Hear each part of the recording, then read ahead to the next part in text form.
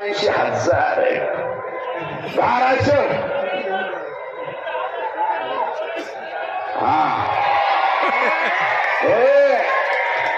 धाराशिव मध्ये 3,000 हेक्टर, लातूर मध्ये सापडला 20,000 हेक्टर आता काल परवा.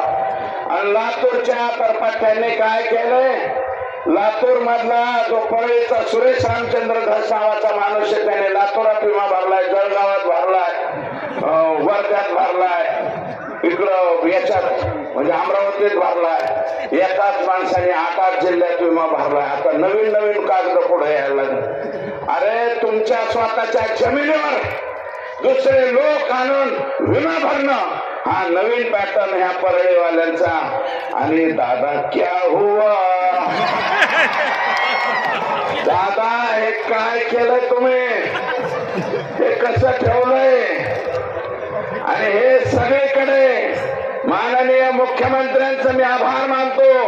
मुख्यमंत्र्यांनी सभागृह जाहीर केलं, 2-3 डिपार्टमेंटची हे करतो, कमिटी करतो आणि याची सखोल चौकशी करतो. मी आज जगात जर्मनी, देशात परभणी, भारतात परभणी, या परभणीत मागणी करतो. माननीय मुख्यमंत्र्यांना, मुख्यमंत्री महोदय यांची निश्चित चौकशी करू नका. ज्यांनी आमच्या वाडवडिलांच्या आजोबा पंजोबांच्या जमिनीवर विमा भरला यांच्यावर मोका लावा, मोकाच पाहिजे, दुसरं काय नाही. हे सगळ्यावर मोका, सीएससी सेंटरवर मोका, ज्यांनी त्यांना आधार कार्ड दिलं त्यांच्यावर मोका, ज्यांचं पॅन कार्ड दिलं त्यांच्यावर मोका. सबके सब अंदर कैसे चल रहा है, लांबून म्हणले पाहिजे. यांना हे करा.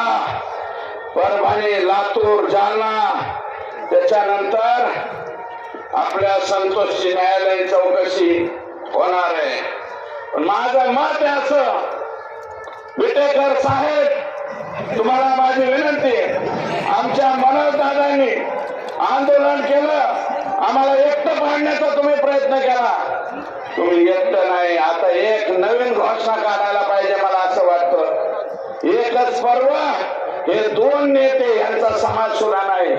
एकच पर्व हे 2 नेते सोडून सर्व बाकी सगळे जाती धर्माचे लोक हे आपले समजायचे. अशा प्रकारची आपल्याला या ठिकाणी विनंती करतो. आणि राखेचं 10 जून 2021 ला एक मी मनोज दादा यांचं पोस्ट पाहिली आणि ती पोस्ट काय होती, राखे परळी